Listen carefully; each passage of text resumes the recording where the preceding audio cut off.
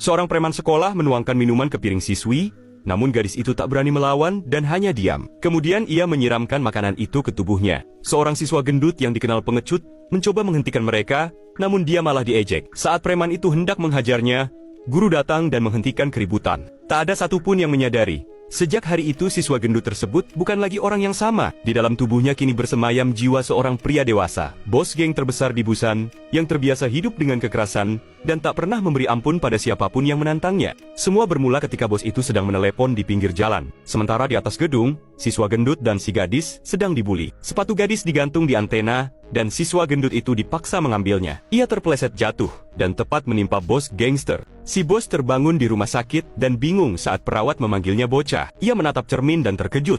Ternyata dirinya adalah siswa gendut. Benturan keras itu membuat jiwa mereka bertukar tubuh. Dokter mengira ini hanya gangguan kepribadian akibat trauma kepala. Tapi bos itu tahu kebenarannya. Ia mencoba bertukar tubuh kembali, namun gagal. Saat keluar dari rumah sakit, si bos pulang ke rumahnya sendiri. Namun sebagai siswa gendut, istrinya mengira ia penyusup dan mengusirnya. Satpam datang dan membawanya ke kantor polisi, namun ia tidak ditahan karena ia masih dianggap di bawah umur. Lalu, ayahnya menjemputnya dan membawanya pulang. Karena tak punya pilihan, si bos menjalani hidup sebagai siswa SMA di sekolah. Preman itu kembali memprovokasinya, tapi si bos menahan diri. Hingga suatu siang di kantin, ia kembali melihat gadis itu dipermalukan.